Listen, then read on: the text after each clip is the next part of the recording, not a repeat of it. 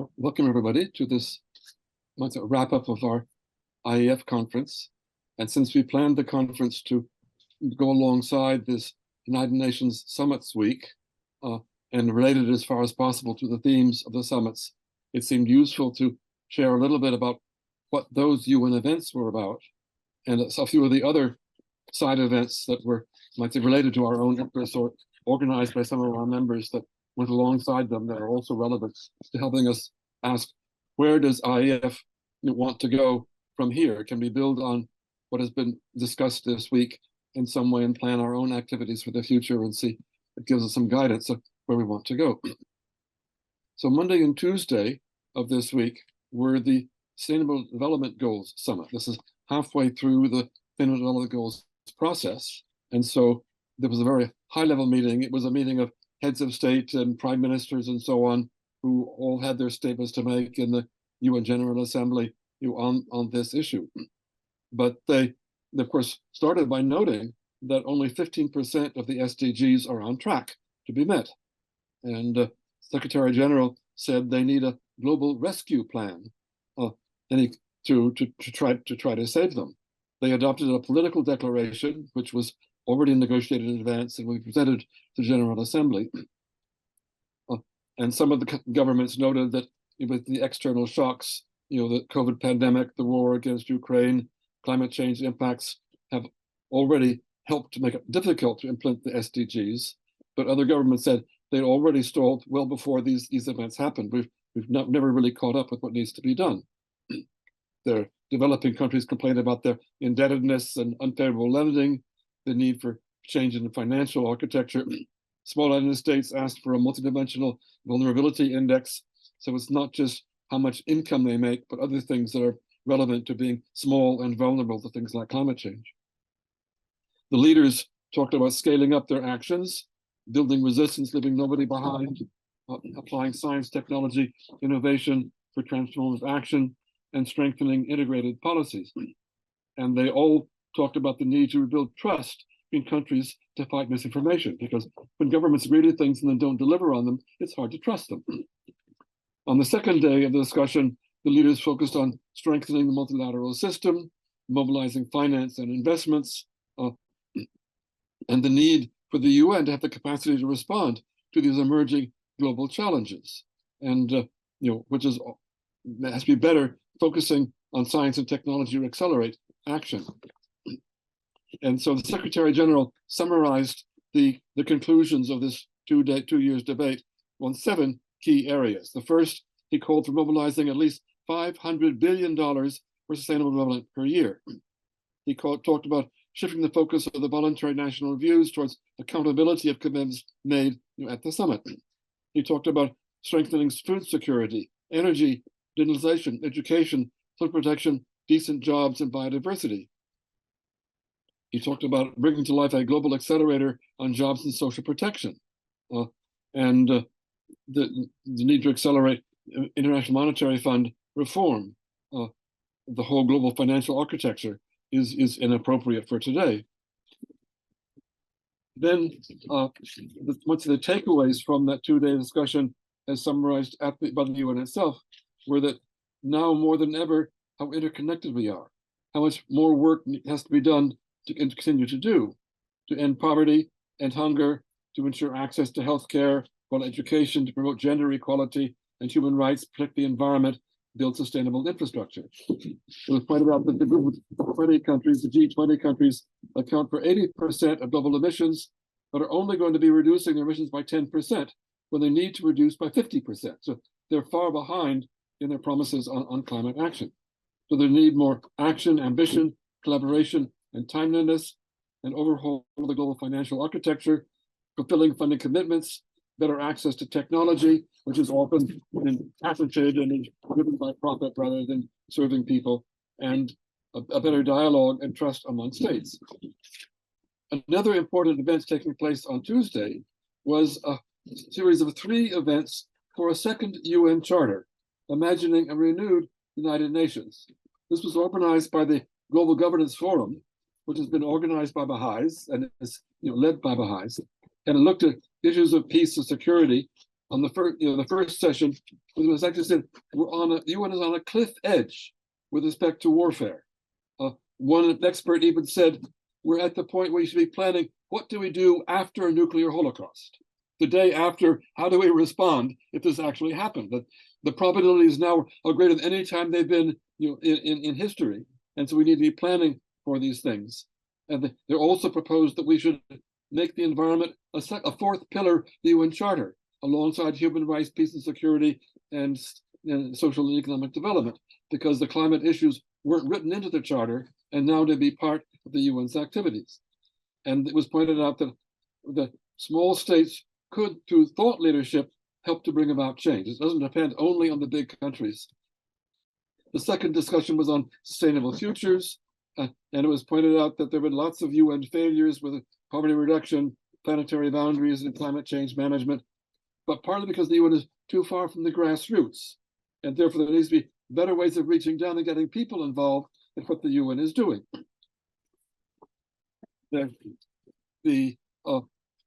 Particularly, we need to focus on the disillusioned youth and their future, and how there needs to be some way of giving them some hope you're going ahead by trying to deliver on what has been promised with charter reform. The third section was charter reform itself, where it's pointed out that we're good on understanding the problems, but we're not so good at delivering what needs to be done. The UN Charter is built on the wrong premises. It's the charter of the victors of World War II. There's no voice for the South really in the way the UN functions. The veto is due to justification. So they looked at what can be done to try to fix the charter going towards the summit of the future next year. Then on Wednesday, the emphasis was accelerating climate action. And so this was Secretary General again called for, he said, humanity has opened the gates of hell. He likes to use nice, strong language, Secretary General. We're leaving current levels of climate action dwarfed by the scale of the challenge. He stressed that the world's poorest nations have the right to be angry about lagging ambition, lacking climate finance, and skyrocketing costs of borrowing. You can find the whole statement on the IEF website if you want to see the rest of his wonderful language about this. But the leaders' statements called for negotiating a fossil fuel non-proliferation treaty. They need to develop a joint energy transition partnerships. We need earlier dates for phasing out fossil fuels. The criticism of the fossil fuel companies' deceit and inaction, and their appetite for to rein in greenwashing and enhance the credibility of net zero commitments. So several speakers said that we should do much more to achieve the 1.5 degree target. Momentum is growing to adopt a goal for tripling renewable energy and double energy efficiency by 2030. So there was also talk about solidarity for decarbonization, emissions trading schemes experience could be, and trying to rein in industries like steel and cement, which are very high in their carbon emissions. And Secretary General concluded that we need to turn ambition to hope and address those who are climate doers, who should keep going, scale up their action, be work together, and take no prisoners. He had wonderful ways of phrasing things in ways that everybody said, oh, that makes sense. There was also an interesting meeting organized by the Coalition for the UN We Need. This is a coalition of many civil society organizations coordinated by Dan Perel of the BIC. And so, it talked about the need to ensure coherence of processes as they go forward to the Summit of the Future next year. There's an open letter for strengthening the United Nations that they're encouraging governance people to sign up to. There's going to be a Nairobi meeting in May with negotiations starting in January. There are various steps coming up to next year that we'd be planning for. We also finalized the People's Pact for the Future. They're going to be in a new set of regional futures forums, country and community focused dialogues. That's the kind of things IEF can be involved in. There's going to be a country dialogue or community focused dialogue. What should some of the future be doing to fix the UN? These are subjects that are really quite relevant to our own work in IEF. We need to engage youth and heads of governments in these things. There's going to be a Nairobi Civil Society conference proposed for May. They're putting out a bulletin for the Summit of the Future, and global policy dialogues they're going to be organizing take this ahead. So these are events that civil society is planning, where there may be ways that IEF can be involved and contribute in some way or another. Thursday was a preparatory ministerial meeting for some of the future. Unfortunately, there was no reporting of that. We don't know what they decided. They were setting out to make their plans. It was supposed to be live streamed, but it wasn't, in fact. I tried to look for it and it didn't appear on the UN live streaming.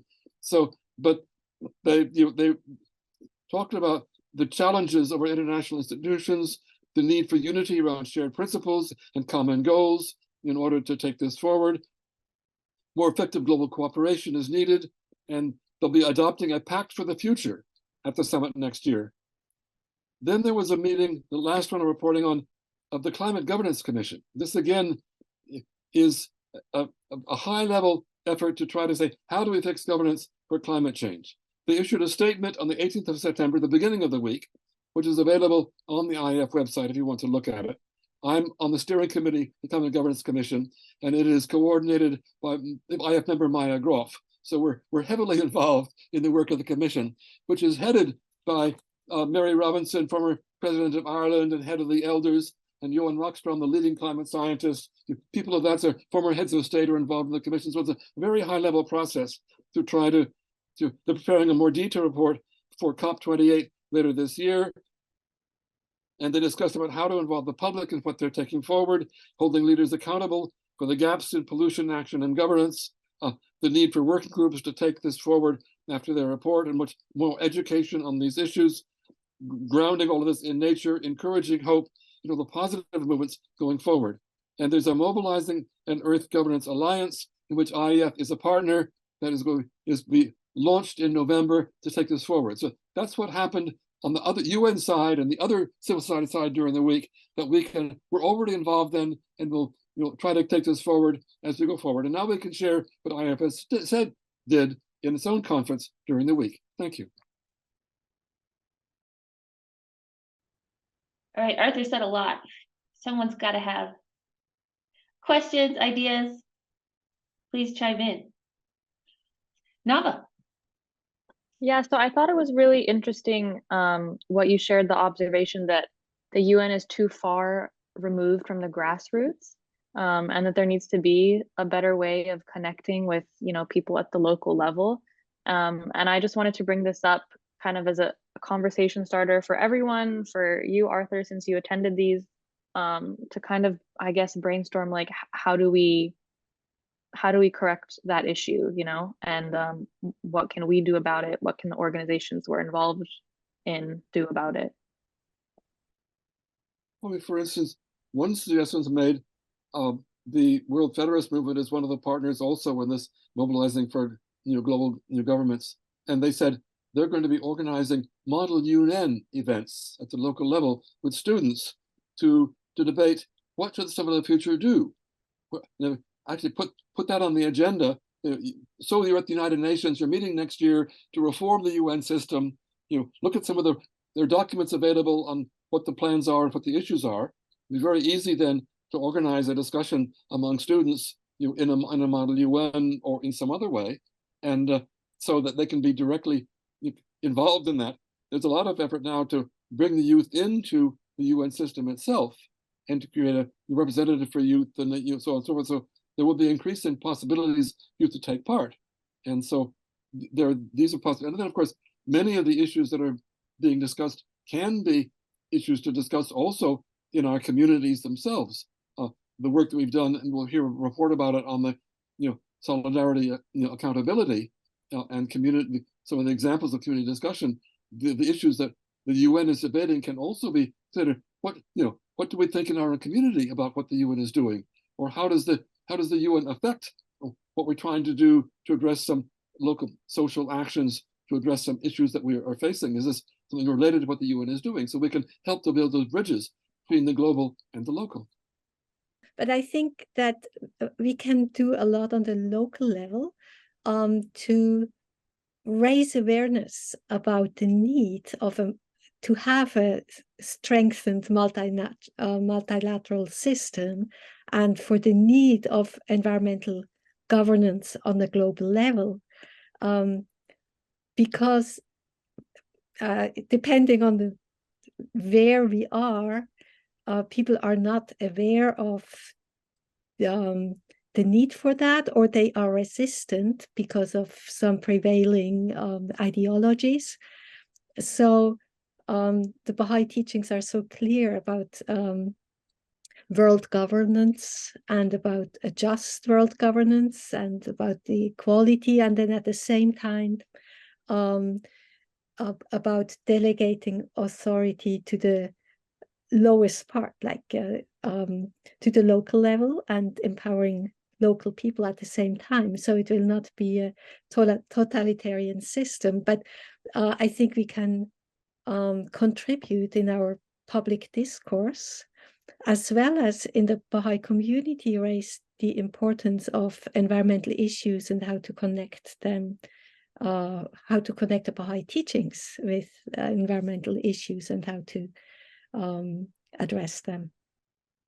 I see there are two comments in the chat from Bella Anna suggesting the need to connect with our cosmic consciousness. This is very close to the Baha'i concept of unity and diversity, unity of humanity, that we're all part of one single global system today, and that we need to be conscious of the fact that there is a divine plan for achieving world unity and advancing civilization, being conscious of how we're all connected with each other.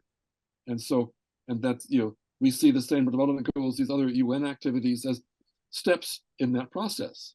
And in fact, we're told in the Baha'i writings that we're not going to be the ones going to bring, might say the lesser peace, the political peace in the world. We have to be helping all the actors outside in society to overcome their differences and to come together and to work together for addressing these problems. As we move towards a deeper spiritual understanding of our basic purpose and where we need to go. Mark Griffin has also asked about reaching the goals in the second half of the plan. I think yes, certainly, even in the Baha'i plans, we often race at the end to try to meet the goals. I think the problem with the Sustainable Development Goals is that they involve such fundamental transformations in society, and changing infrastructure and changing, political, all sorts of systems. Those are not things that can be done very easily, and they take time to put in place, to learn from, and to build better. But we also know that climate change is happening much faster than anybody expected, and therefore, we don't have, much time to make the fundamental transformations that are needed. It's becoming too urgent, and the longer we wait, the longer we delay, the more we will suffer very serious impacts, from our delay. So, while that might seem logical that you catch up later, we know that science is saying we don't have time to catch up later. We've got to do it right now. Well, I think it comes down to our involvement on the local level, that what everybody can do. And the best thing what you can do, I think, is give people hope. That's what my own experience, and I was very touched by Ismael Velasco 2 seminars back, I think, who told how we went to Greenland, where the highest suicide rate is. And he introduced a play which was based on the 7 valleys. Our person who is looking for his beloved, and he's got being hit by other people, and he has a lot of resistance. Finally, he climbs on the wall and he falls off the wall, and then he meets his beloved, so he's happy again. So that all gives us in a nutshell that, and he did it in meme play because he doesn't speak Inuit. It's for the Inuit people, and he was there only 1 month. I mean, he gave the idea that most people now are very sad, oppressed, sad, down, that the government doesn't work, that climate change will change everything. So we have to give them in some way hope that we have to continue what we are doing, trying to connect people with each other and give a good message. And I really recommend see this video from him. And in his own, he succeeded to, it was in 1 month, to come at national TV, and all the schools have seen his performance. So if we try that kind of thing, each one of us, I mean, then we can have really impact. Because on the high level, we cannot do so much. Only people like Arthur can do that, and a handful more. But we are on the grassroots, so we should work there. That's what I would like to say. Just to read a few of the questions that have been here in the chat. So in an interview on CNN this week at the UN, another spokesman person, Al Gore, in regard to climate change, said, nature is taking a hike through the book of Revelation, and that fossil fuel companies use the sky as an open sewer. Perhaps if anyone has any thoughts about what has just been described here. Well, I think, the reference to the book of Revelation and the catastrophes of the last days, it's sort of Al Gore is sort of pointing out that we are creating human-caused catastrophes very close to some of those that were predicted if we don't rein in our very short-term perspective. And of the second comment about fossil fuels coming, the sky's an open sewer, I think the whole economy uses the environment as an open sewer. It's not, in all its different ways, whether it be plastics, whether it be pollutants from agriculture and so on.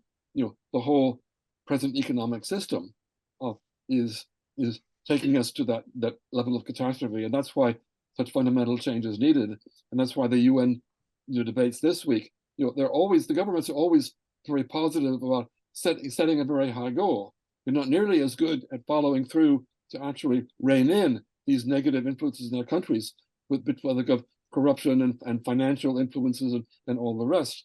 So I think those quotes really do raise some of the challenges we face in trying to make the transition, trying to resist these negative forces and to move in a positive direction. Thank you, Arthur. Quanta Dawn Light also made a comment about the US military, and she mentions that US military's carbon footprint is enormous. Like corporate supply chains, it relies upon an extensive global network of container ships, trucks, and cargo planes to supply its operations with everything from bombs to humanitarian aid and hydrocarbon fuels. Is there any comment that you have on this point about the US military, or about any work that has been involving military activities around the world? I think they're at the extreme end of destruction rather than construction. I mean, their whole purpose is to destroy. And because they sort of hide behind military security, secretiveness, all those impacts are not even calculated in the United States common footprint. They set the military aside as something else, that's not even part of their calculations. So it's at the full extreme of things going in the wrong direction. But as long as we don't address this fundamental issue about the purpose of the United Nations to bring peace and security, to bring about disarmament, to give governments confidence in some of the others, they don't have to prepare for war. And its failure to do that, partly because it was poorly designed to begin with, the veto of the 5 permanent members, means that it has not met that need. And therefore, we have this, this absurdity of so much of the world's resources going into the military side of things and destruction, rather than, addressing the fundamental problems of all of humanity today. And it's the tragedy of today that we haven't designed a system to solve this problem yet, although it is promised. But unfortunately, the promise that we have in the Baha'i writings is that if we don't do it through consultative will, it will come through terrible disasters. Thank you, Arthur. Let's have a brief comment from Winona and Juliet, and then we're going to move to our next summary. Winona. Thank you. We know from experience and from documents that we have that we live in a very materialistic time in the world. And as Arthur's just pointed out, we don't know the costs, but there are plenty of costs that are not calculated in what we pay at the countertop for whatever goods we buy or what the military does. So there's a book that the Agriculture Working Group is going to be studying this cycle called Pricing the Priceless by an Italian economist, if I remember correctly. So that might be something that some of you would like to participate in. The other thing is that I think we need to start our work on global governance right in our own backyard, in our spiritual assemblies, if we're Baha'is, or in the government that places that we occupy, in the influence we have in our cities, so that we get better at it, because we have a whole system of governance that has been laid out for us. And we need to understand it, and we're babies at using it on the local level, but we need to get better and better. So let's fully participate at our local level. Thank you. I think Winona brings up the most important point about engaging our communities at the local level and our friends and our contacts. Everything, all our other Baha'i activities started, we talk about how everything is important to start from the grassroots. This is no different. And global consciousness requires all of us to actually change how we think about things. That's trench work. Juliet's going to make our final comment, and then we're going to do some more summaries. Thank you. Thank you. I love what's being said. And how do you say, piggybacking on this engagement at all levels when we walk out the door, and when we're in our LSAs or any group that we might be in, we can engage with bringing it up. I'm just thinking of one strand, which, because you got to pick something. Fiber, for instance, there's Fiber Shed that people can Google. It's started out of California, USA. And just thinking about very, very, very local about what we put on our bodies, what we buy for our friends and for babies and so forth, what that impact is, was mentioned, pricing the priceless. It would be astronomical, and we probably couldn't ultimately do it when it comes to the, say, polyesters and the oceans and plastics per se, going all the way down to the sediments. There's a book, Thicker Than Water, that is very interesting, written by a science journalist. People can look at. But I think, as we do this, and I'm thinking about this, it keeps coming back to really redesigning our whole way of life and consulting, as Winona said, with others. And we have good guidelines. How do we do this? And just start. I'm trying, like buying cotton. It's not always easy to be true to one's ideals, but it's definitely worth the effort. But I don't think, I know I can't do it alone, and that's why I'm here today. And I thank you so much for all that you're doing. But again, I think we have to redesign as we engage, give that hope that redesigning is not only possible, but necessary. Thank you. Thanks, Juliet. And Quanta and Juliet, you both mentioned resources. Sorry, Winona and Juliet, you both mentioned resources. I think there was a book club or discussion group mentioned by Winona and Juliet. If you want to mention any of those books, please put that information in the chat. Oh, Winona already did. All right, that's great. Okay, let's do 2 more summaries of this week's events. We'll do some back-to-back here. I will tell you about the event that happened last Saturday. We had a bit of a roundtable show and tell of local efforts. We had Bill and Erin Kelly in Ottawa, Canada, talking about how they educate homeowners on how to make their houses greener and lower their carbon footprint. And they had resources and educational efforts. They have, they also had they sponsor, and you'll see come up in the webinar, in a future IEF webinar, they have an ongoing devotional / educational event on the environment, where they have a rotating lecture series and music and devotional, and they put it all online during COVID. And they've got that attracting local participation in Ottawa, and also a bit around the globe. We had someone from the IEF Youth Task Force, Elsa Deschmuck, talked about what our youth task force has been up to.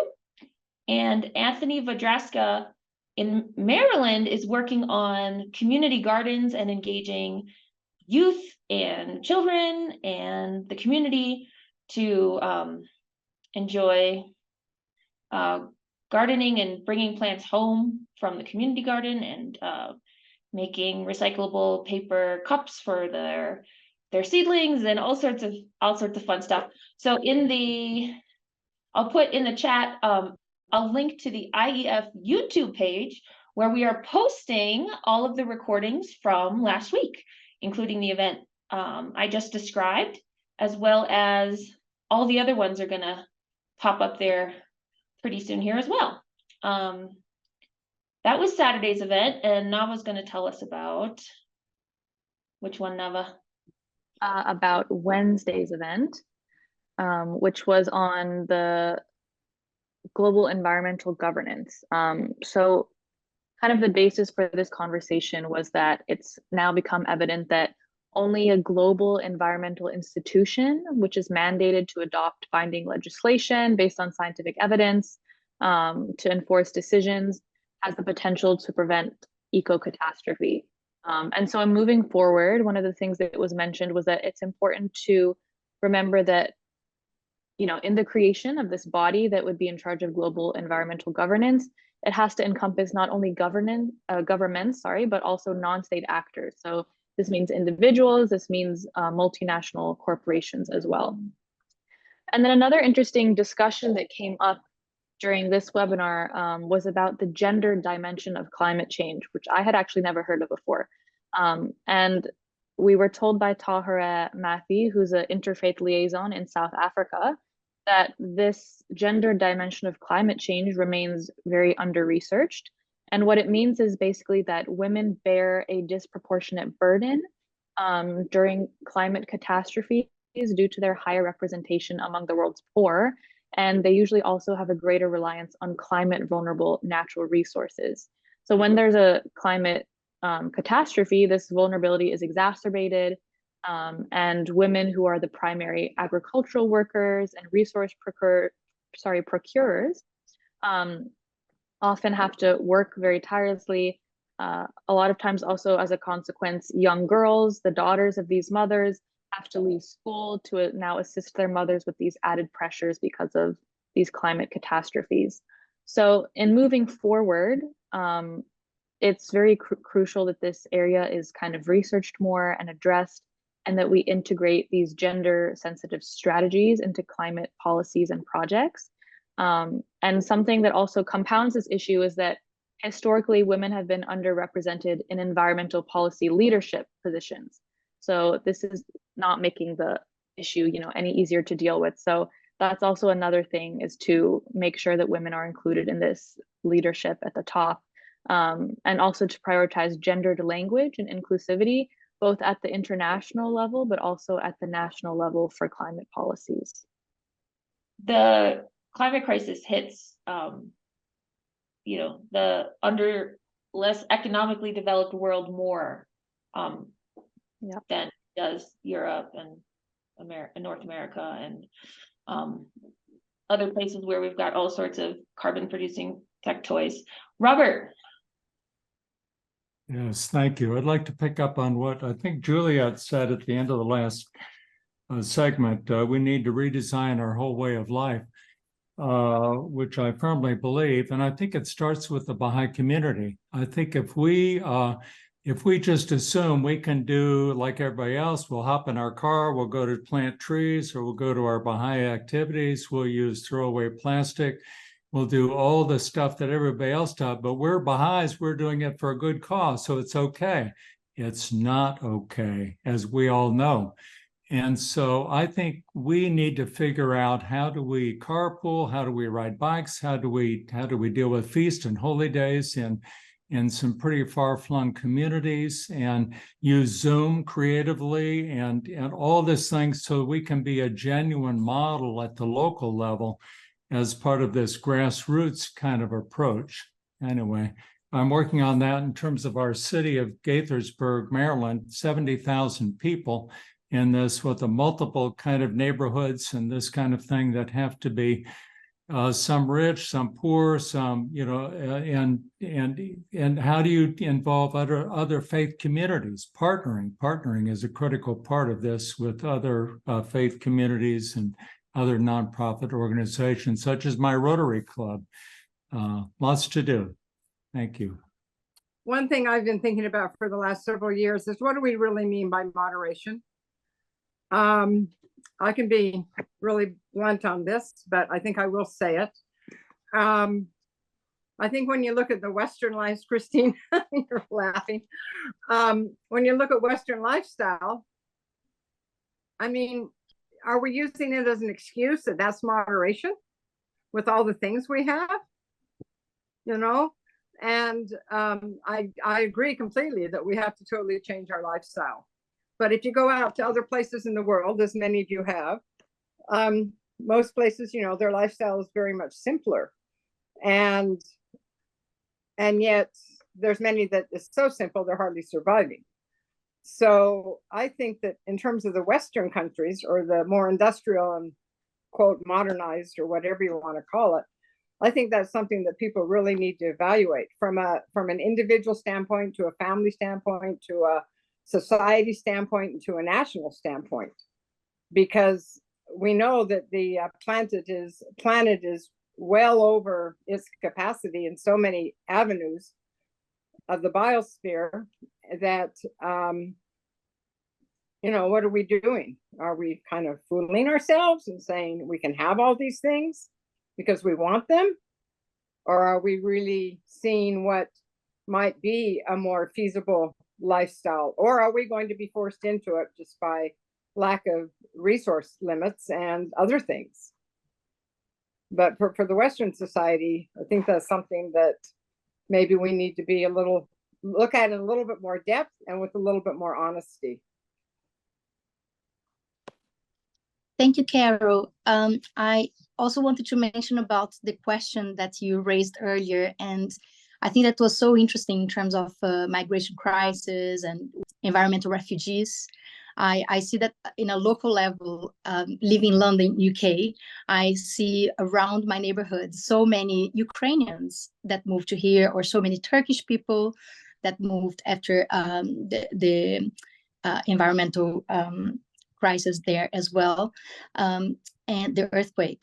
And so you were asking about, like, about consideration for the needs of environmental refugees. And I think that if anyone has any points about that, it would be great as well to be explored. Yes, Arthur. Well, this is one of my specialties, in fact. And you know, certainly the United Nations has been, you know, looking at issues of migration and refugees as a whole. You know, the part of the problem is that there is no international legislation for climate displaced people. You know, under the Refugee Convention, you are a refugee because you're being persecuted, your life is in danger, and when the person is, you can go back again. When sea level rises and your country vanishes, you are displaced, but there's no international legal framework for such thing. And for many years in my work with small island developing states, you know, I've been raising the issue that there needs to be a whole new convention to deal with, you know, the migrations to be caused by climate displacement, whether it be by droughts or floods or sea level rise or whatever. The estimates are that we'll see 900 million displaced people in the next few decades. That's 1/10 of the whole world's population. So the issues that we have today over a few migrants here and there are nothing compared with what's going to be happening.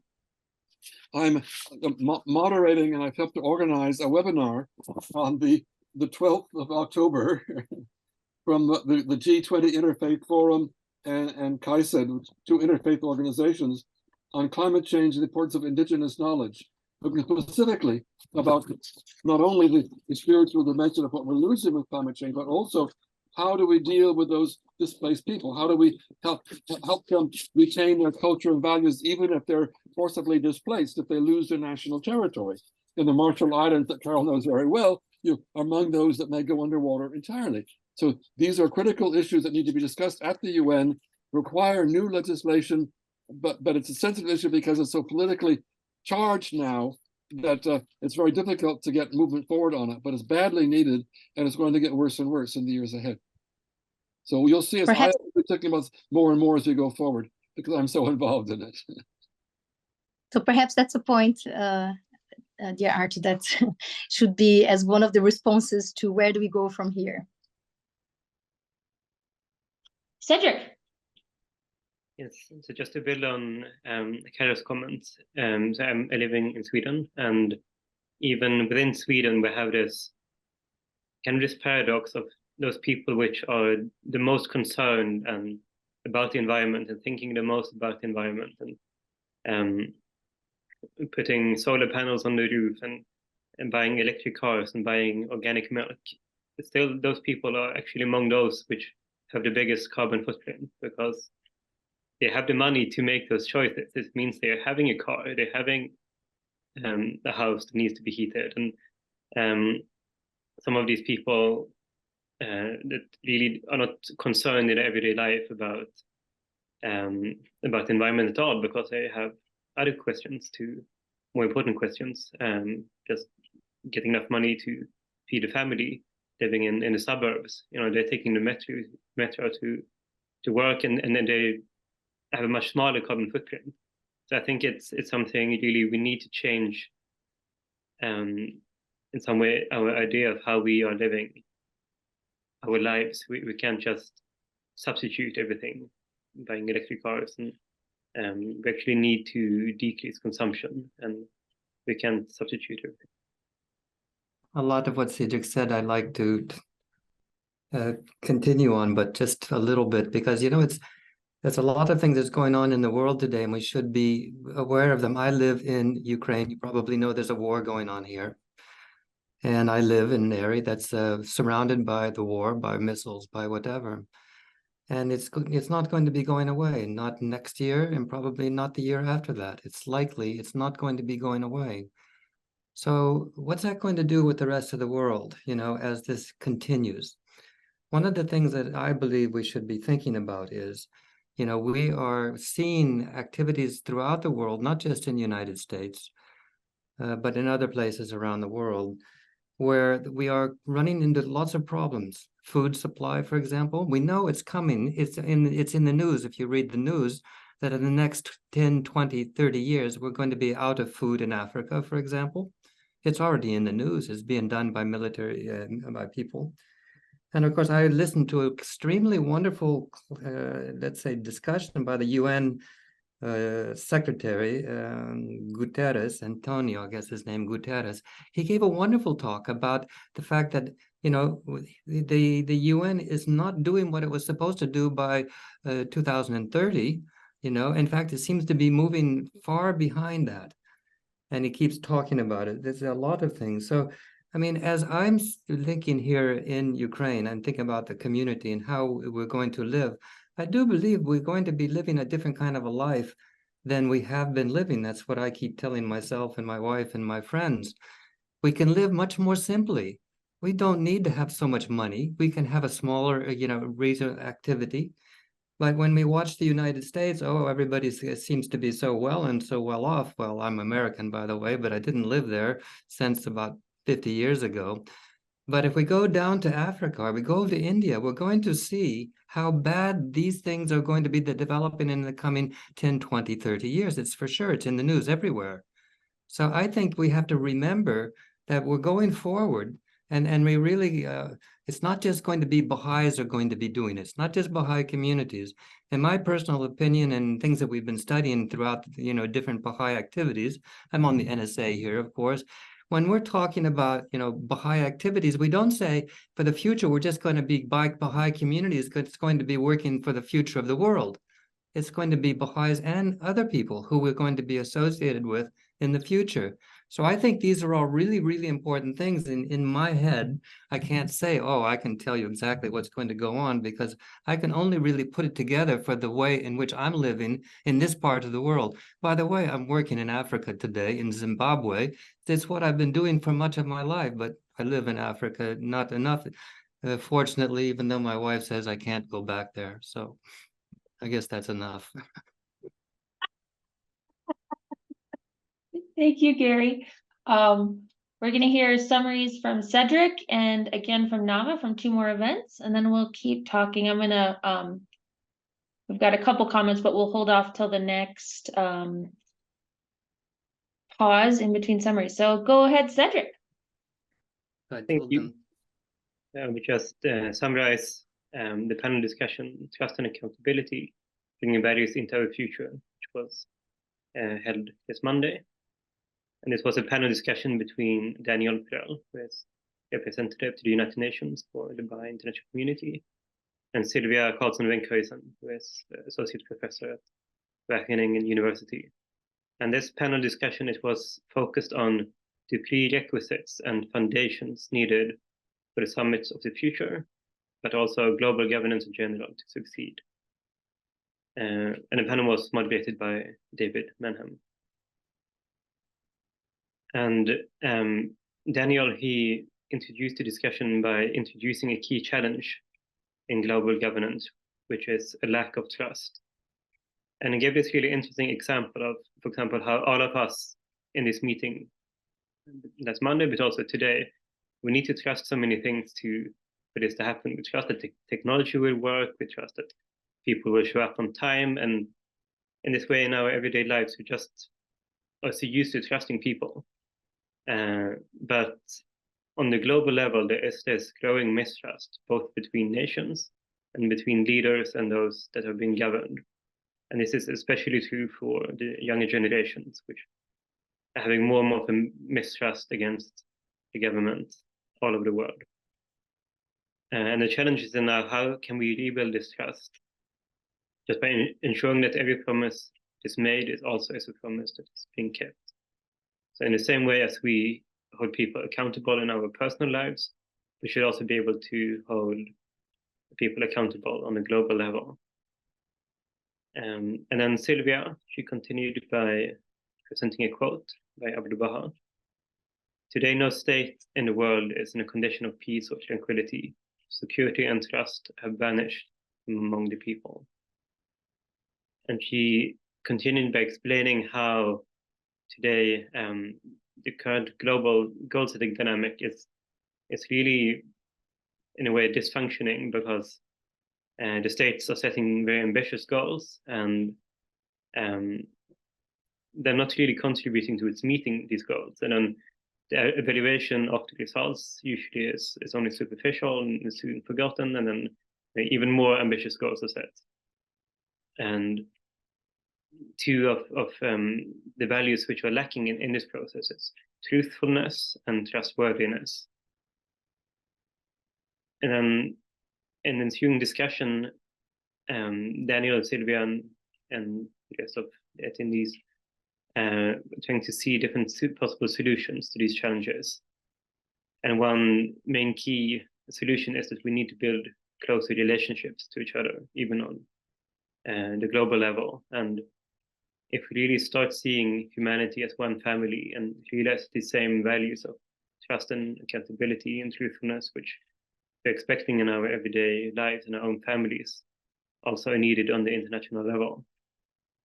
But it is a long and difficult process, but the panel discussion ended with this feeling of hope that this culture can be changed. So yesterday, which was the last session, and the topic was global solidarity accounting, specifically values for well-being.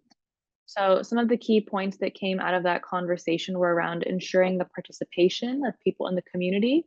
And some panelists, including one person here tonight, Jan, shared their experience with using things like questionnaires or similar materials for communities to identify which issues are most important for their well-being. And the question of well-being we've seen to really resonate with people, and it's been proven to be a very fruitful way to begin the conversation, no matter what kind of well-being we're talking about, whether it be economic, environmental, or social. And another recurring theme, which was actually already brought up tonight, was that we've seen the importance of a hopeful vision and how much people need hope in this time. So we've touched on it a little bit already, but I think it's a really important question to ask: how can we inspire hope? And how can this hope spur people on to take action and become engaged even more in this discourse? And, you know, some things Cedric also raised about trust amongst each other. I think these all are very interconnected, and it's definitely something that we can address ourselves in our communities locally, and something that might deserve a bit of conversation. I like that comment about hope. Humans fail to have motivation if they don't have hope. We're not going to solve this without motivation. So that suddenly becomes essential. Christine.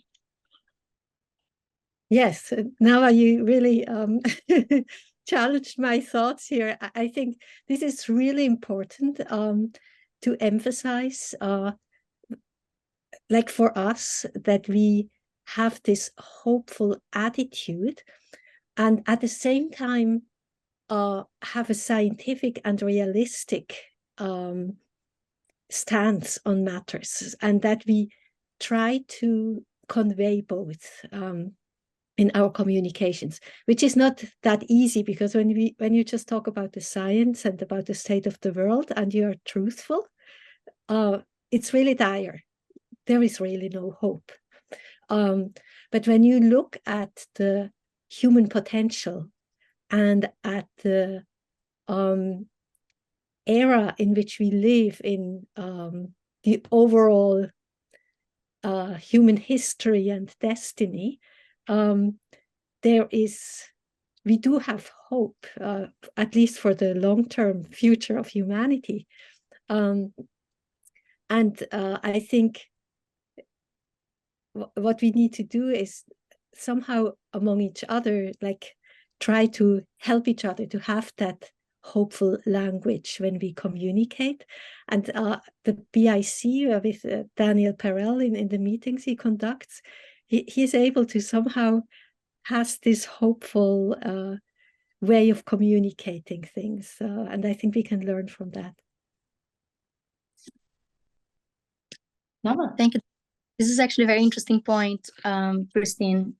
And I'm just trying to reflect as well on the different points that so far have been raised. And this point about redesigning our culture, it's something that we have to continuously think about, and think about this coherence as well in terms of our work, our families, the way that we engage with the community, how we receive people that come from the migration crisis. There will be different aspects that we're going to be addressing, and this point of global governance and aspects of truthfulness and trustworthiness, they're so much the foundation of all the basic connections that we have with each other. And if this is not present in the international level, in the national level,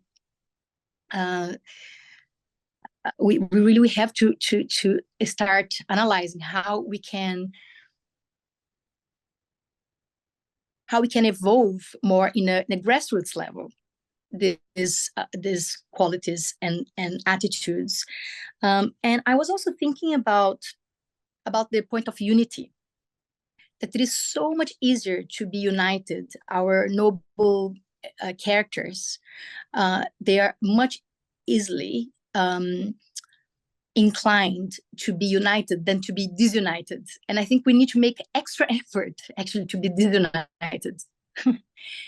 Animals very easily come together. And I think that this is also our nature. And maybe on this point that someone has raised a little bit earlier about the most great peace and about global governance, perhaps if Arthur, you have any comments about that, or anyone in the panel here, I mean, in the audience. Everyone's the panel today. Well, I think it's so important when any time you're planning for the future to have a vision of where you want to go. And if you don't know where you want to go, you will sort of stumble blindly, tripping here and there, and not really go in circles, not go anywhere.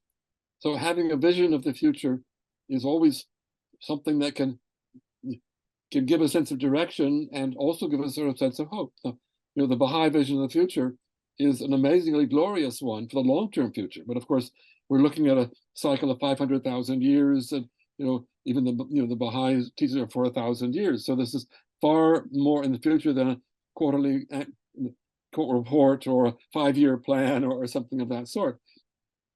And so, while clearly we know that in the short term, we may go through extreme difficulties because we've got to roll up the old world order before we put a new one in its place. It's with a Persian carpet, you don't put a new carpet on top of an old carpet. You don't roll the old carpet first, so then you lay out the new one. And so, in the same way, what we're seeing is the disintegration of the old system, and it's more and more showing its failures and its irrationalities and its stupidity and its evilness and all the other things that go with a lack of any kind of spiritual values.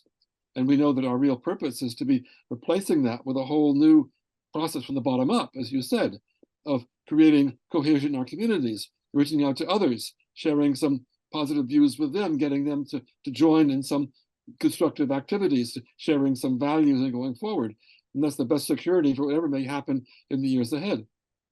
So we have the combination of that long-term vision of where human potential will take us once we get beyond this period of adolescence in our human society, which is often full of violence and conflict, and can achieve a maturity where we can really move forward and build a wonderful new civilization. So there is a lot of hope there. I mean, I'm 80 years old, more than 80 years old, and I'm still hopeful and will continue to be hopeful as long as I can, simply because I know that that's where we're going, and that the difficulties we're facing now are part of the growing pains that we have to go through to achieve a better future. Thank you. Yeah, individuals learn through making mistakes. I don't think society is going to be any different as we build our build our global maturity. Nava. Yes, I was just thinking of something in response to some of the thoughts that Christine was sharing. And I was thinking that I think sometimes having hope right now, like at least for young people, is very difficult because the task at hand is so daunting and so large. And, if we're talking about, one of the standards by which we're measuring our improvements in climate change, this, plus 2 degrees Celsius increase in the global temperature, I think, we think there's, a lot of evidence right now showing that we may not reach that by the year that we were supposed to reach that by. And so people are saying, what's the point if that's not going to happen? Like, what are all our efforts for? And I was watching this interview with President Obama, and his daughter, who's now a university-aged youth, was saying, I was speaking about this topic with my friends, and they were all saying, I don't think we're going to prevent this, plus 2 degrees Celsius increase, and kind of what's the point? And what he shared was along the lines of, okay, maybe we won't be able to prevent that, but we can still prevent a lot of things. We can make sure that what we're doing will then mean like Bangladesh is not underwater, so I think we sometimes think about, well, now the point that we're at, we can't do everything, we can't reverse everything, we can't fix everything, but I think that there's still huge impact to be had. And I think also in, maintaining hope, that's a really important thing to keep in mind, that just because we can't reverse everything or improve everything doesn't mean our impact can't be significant. 2 quick points. We need to embrace the indigenous worldview. This is a wonderful book, Restoring the Kinship Worldview. Indigenous Voices introduced 28 precepts for rebalancing life on planet Earth. I'm trying to learn from the indigenous cultures in the Piscataway Nation, Native American, used to own this land where I'm living in Gaithersburg, Maryland. I need to learn from them and many others. And the other point is that I was thinking, how would I describe my community and myself? And I live in a fairly well-to-do community. And so some people would ask if I'm rich. And I would say, no, I'm not rich, but I'm well off. And because the meaning of well off means in a favorable situation or circumstance. That should apply to everyone. And then I realized, well, off is a negative term. I need to be well on. And that means an embracing the world in my community and a different methodology and a different way of seeing things. One other quick thing, look at the butterfly's transformation from a caterpillar going through the chrysalis. All the caterpillar cells dissolve within the chrysalis and they are transformed into a beautiful butterfly. Transformation is key in the Baha'i faith, so we should learn from the butterfly, caterpillar to butterfly, and our own faith. Thank you. I'm also nearly 80, so I have some experience with trying to tell with people. And to my opinion, the only thing is, if you want to touch people, it's only that you can tell them your long-term vision, that you believe that the really peace will come on earth. I've experienced that that's the only ways they want to listen to you. Because when you start, for example, once I started to explain the book written by Arthur and the others about the world government, so then explain all the things which are in that. And then you see after 1 minute, say totally become deaf, they don't want to hear it. But if you really, one lady was touched by the conviction I had that real peace will come on earth. Said, oh, that's not many people believe that. So then you can have a good starting point to go on with your discussions.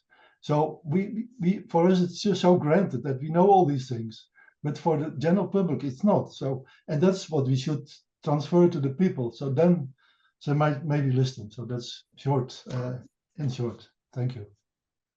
Thank you. No, that's a very good point, and perhaps for us to think about the concept of community resilience and individual resilience as well, and how when we focus on spiritual and value-based principles, how much we can actually contribute to those that have mental health issues due to disasters or that are displaced, or and there was also one question that was raised earlier.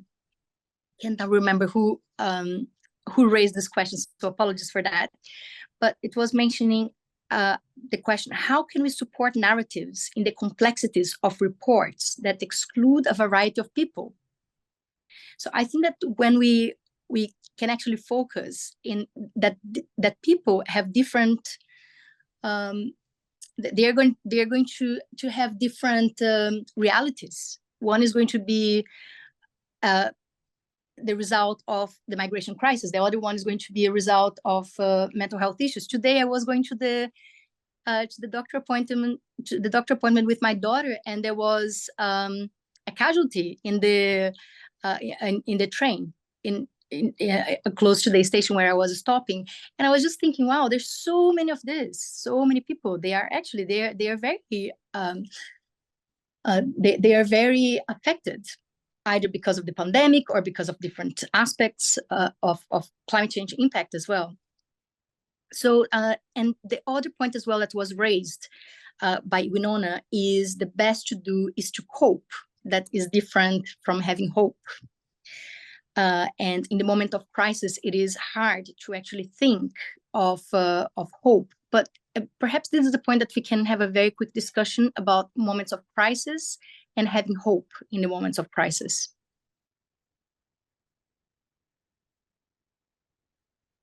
Arthur. I wanted to follow up the two previous comments because so many indigenous worldviews include a vision of a future of unity, of you coming together. In fact, there was a Baha'i whom I knew in my childhood, basically, who was deeply involved in the First Nations traditions in America, to the point where he thought, well, he would try to collect all the different First Nations visions of coming together in unity, which he found in different traditions. And he had a dream when he was young about, because he was raised next to the Sioux Reservation in South Dakota, and he'd dream about, these, he'd see the Indians as, drunk in their rags as he saw them, and suddenly become brave young warriors in beautiful buckskins, and all the tribes come there and march up the rainbow in unity. And so he wrote this book called Warriors of the Rainbow, which collected all these. This is back in the 1940s and 50s, and that became the foundation of the Greenpeace philosophy. The history points to this book by two Baha'is showing how this concept of unity among many different indigenous peoples was the foundation of their values. So this work on digging back the values of many cultures is all part of what Baha'is have been doing for generations now. He was my inspiration as well, as in my Baha'i children's classes. So and so I think we can bring together those visions of unity and find them in the different perspectives of peoples around us, and show how they're all leading us in that direction, which is the direction of the maturity of the human race. Thank you. Thanks, Arthur. We're going to use that as a bridge to go to our final summary from Christine. All right. I will give you a brief report on the event Community Engagement and Diverse Representation for Social Transformation, which took place on Tuesday.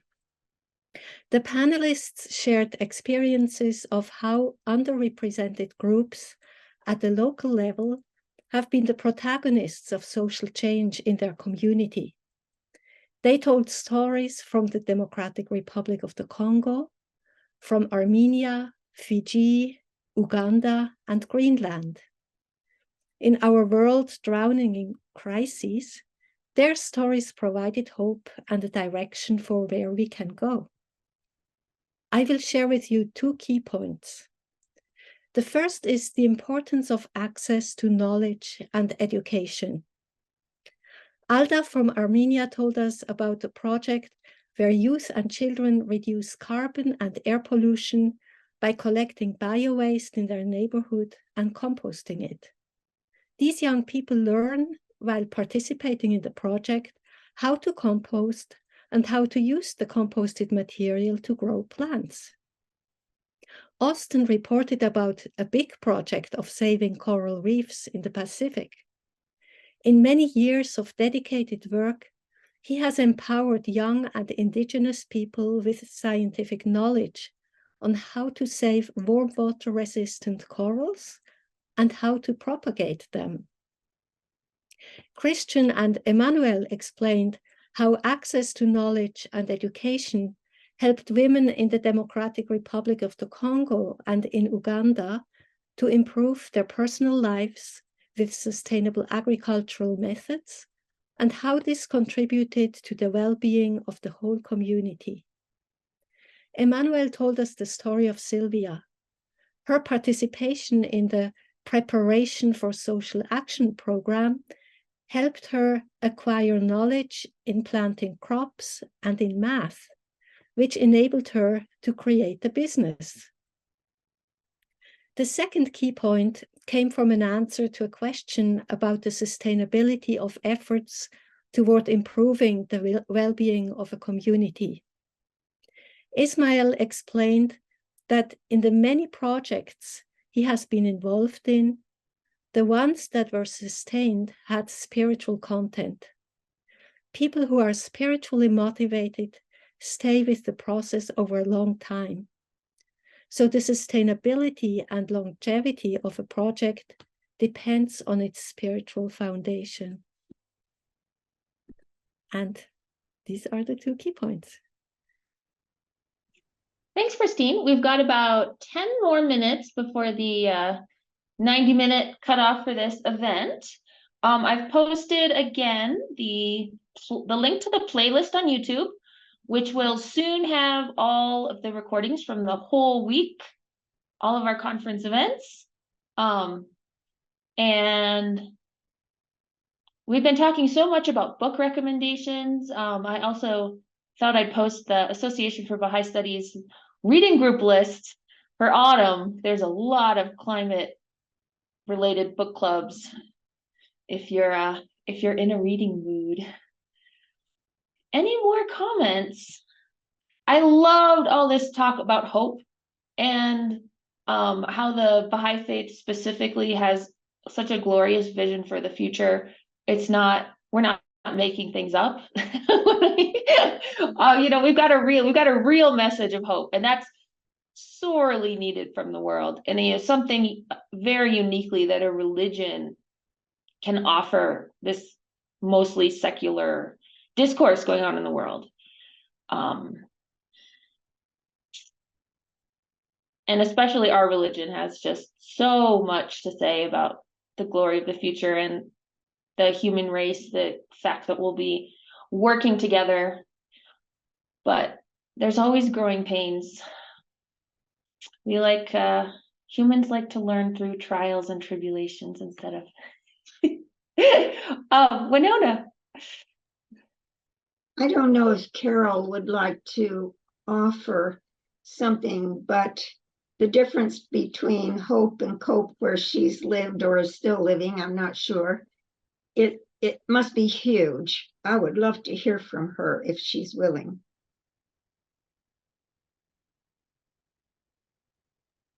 When I was out in the village, there was something was kind of interesting because I was adopted by a family in 1969. So I still had very close ties with this family. So I was staying with one of my sisters. She's the youngest of a very large family. And she was asking me about it and her vision. I mean, what she thought climate change meant was a big wave coming over. And I said, no, it'll be the groundwater coming up and saturating the land. And that means all the vegetation will die. And then, of course, you'd be living on a piece of sand. And I think that a lot of people are becoming scared about it.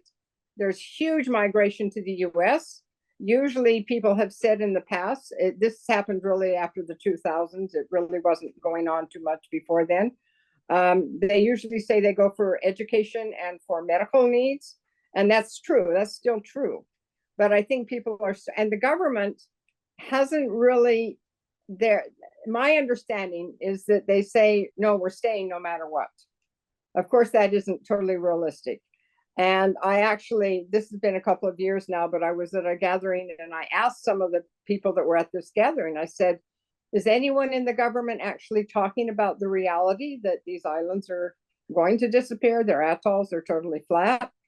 And they said they're just starting to really broach that idea, knowing that it's absolutely most likely, but being afraid to really go there. In terms of the Baha'is, we're just focusing on what's that called? Intensive growth activities, and that goes up and down, of course. But in terms of the hope, I mean, in terms of Baha'is, that's, I think, where we find the hope. And Marshallese are very, in my mind, they're very positive, basically, and they don't complain very much. And so they kind of take life in stride. Death is part of life. And it's not to say they don't get sad when someone dies. So I think their whole approach to life is a little bit different. And yes, the Western materialism has come into the two urban areas on a lesser extent than the US. And I've seen those changes. And there's positive things in that, and there's negative things in that, of course. So I think that most of the time we kind of ignore it until we have a super high tide, or what do you call them, a king tide, and then it starts washing up on places. We haven't gone under yet but we've certainly seen a lot of erosion and changes. So I think kind of maybe everywhere where climate change has really begun to touch people, that they're trying to be hopeful and yet kind of trying to ignore it too at the same time. I don't know if that helps at all. I know it's getting late and I'll keep it short, but I'm glad I could participate in all the seminars this week. The time worked out. And one of the things that always resonates with me is hearing stories of what people are doing to help others. And so I just wanted to share, there's been a lot of discussion the last couple of days about hope and the importance of having hope. But I think whatever you can do on a small level in terms of an action will go really far. So instead of just thinking, I'm going to have hope, you can give hope by doing something for somebody. So all around the world, I know some people tonight have said, maybe if we change our lifestyle and we do this and this, then maybe the people in Bangladesh won't be flooded. Well, I was just in Bangladesh for several years. It's already flooding, and people are already dealing with the consequences of climate change. I'm now in Pakistan, where 2/3 of the country was flooded last year. And so what we are doing with our work is we are helping people to adapt. And all around the world, there's little things that you can do, whether you can teach somebody how to grow a different vegetable in their yard that's more heat tolerant or drought tolerant, or you help somebody to, if there's a heat extreme, how to get out of the heat for some period of time. So I just think, people will forget, I think, the things that we say, but they will never forget the things we do. And I think anything that we can do, even in small ways, to help people to adapt, because I think we're in an adaptation mode here in Bangladesh. The climate change crisis was so large that it's not a development issue, it's a humanitarian assistance issue. So I think anything that we could do to help somebody to actually do something, I think will go a long way. So I just wanted to share that. Thanks, Keith. Christine.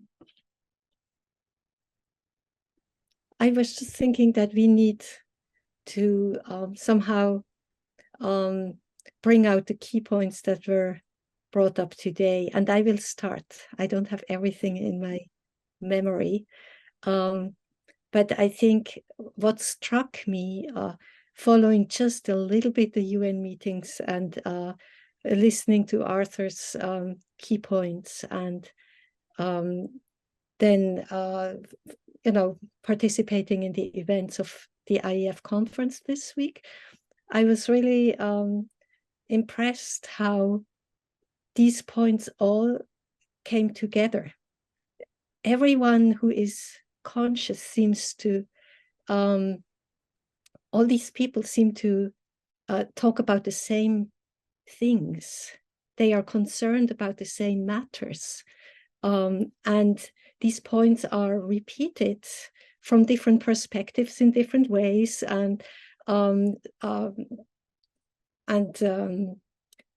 explained with different statistics sometimes, or facts. But it's all about the finding the solidarity with everyone on the planet, building global governance and the prerequisites for it, trust, which is trust, and then the having action and not just empty promises in international agreements.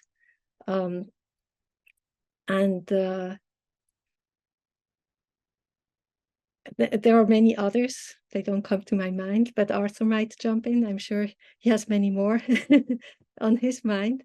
But it's really amazing how people, not only Baha'is, have come to this conclusion that trust is important, that hope is important, and that urgent action is important, and that we have to work together to achieve that.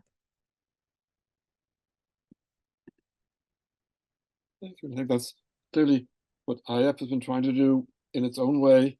And I think you find members of IEF in general tend to be reasonably hopeful because what they can learn in the organization. And as you say, there are many others working in the same direction. We're building partnerships. And we're finding other like-minded people working with us, reaching out to them, and I think giving them hope at the same time that we not only talk about these issues, we actually do things, whether it be simply putting on the table the solution to a problem so it can be considered and discussed at the international level, whether it be what we've seen in the case studies this week, doing to the local community, giving people some hope through some kind of a practical social action they can undertake.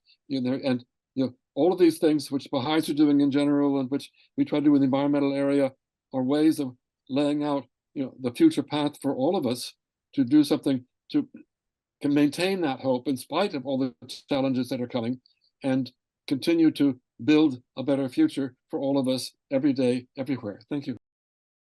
All right. Thank you, guys. Thank you so much for joining our discussion today.